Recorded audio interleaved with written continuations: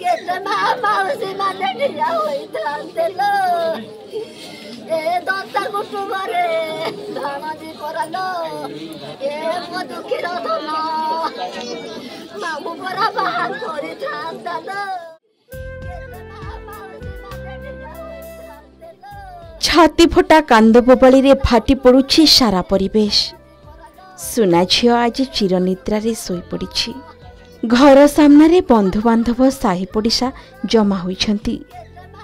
एमिति मरण को स्वीकार करि पारुनाहांती परिवार लोके।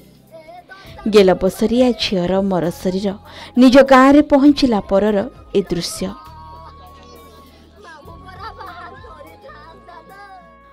पूरा गाँ शोकाकूल परिवेश रे परिणत हो जाइछि। भांगी पड़िछंती सभी। कौन थिला कौन हेगला केई मुहूर्त रे हठात सबु किछि बदली गला। किए बा जानिथिला एही राति शेष राति हेबो बोली।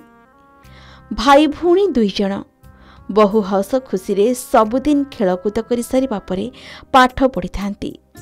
एकाठी खाई थांती एकाठी सोई थांती।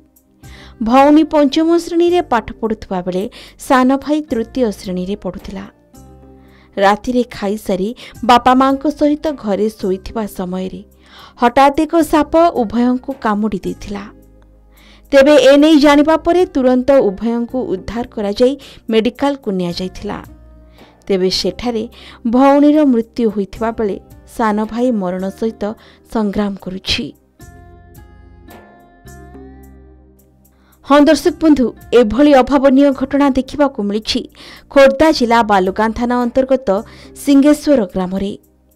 चक्रधर बारिक जने श्रमिक श्रेणीर व्यक्ति तथा मानसिक विकारग्रस्त मध्य।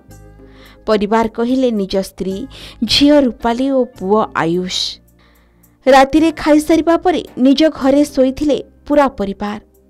भाई भौणी गोटे जगार शोइथिबा बेले हठात रूपाली सकाळु उठी मां को उठाइथिला आउ कहिथिला, बोऊ मो पेट काटुछि, हाथ खंडिया हो जाइछि आउ गला कौन हो जाउछि।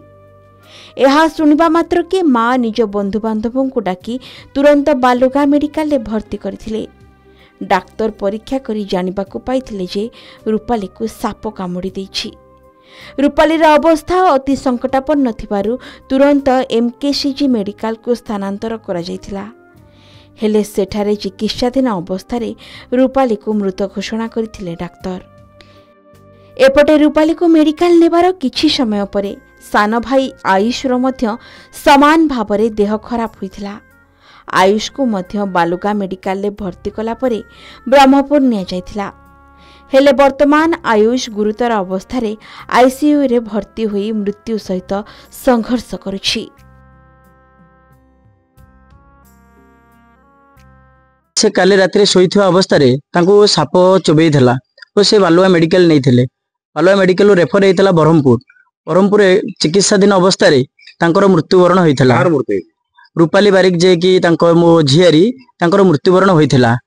मृत्युवरण होइथिबा अवस्था रे ओ तांको भाई जे आयुष बारिक से भी आईसीयू रे वर्तमान चिकित्सा चलीछि। वर्तमान तांको भी साप जेहेतु कामुड़ी थिला। भाई भौणी को उभय को साप कामुड़ी थिबा अवस्था में एमकेसीजी मेडिकल रे चिकित्साधीन करथिलु ओ तांको भौणींकर मृत्यु होइथिला। मृत्यु होवा अवस्था रे वर्तमान तांको परिवार समस्त अनुमति रे आम समस्ते दादा भाई मामू समस्त अनुमति रे तांको माँ भी अनुमति रे आमे अंगदान 2टा आखि दान करि देइछु। सोइथिलु समते खाइले पीले सोइले सेई 4टा रु मते उठिकी कहला बो पेट काटुची। मुझे कौन पे काटुची ना पेट कौन होउची। तापर कहला संखी मोर भिड़ी भिड़ी जाउची। इंदे हला हातुरा देखेला हातुरा को चुबे देइची कोन मिली कहला। नागी जागी डाकिली 4टा है से तळु डाकिला समझ नागी आसिले। साथी साथी हम पुत्रा आसिले गाड़ी रे नेकी मेडिकल साथी साथी गलो। संग होई तो सोइथिलु मा बिला 3 जण जाको। एपटे परिवार सहमति रे मृत रूपालीर 2 आखि दान करा जाइथिबारु अंचलवासी बेस गर्वित मने करिसंती। बापा चक्रधर बारिक जने श्रमिक। एपटे मानसिक विकारग्रस्त होइथिबारु सरकार एही परिवार प्रति दृष्टि देबा पई परिवार और ग्रामवासी अनुरोध करिसंती।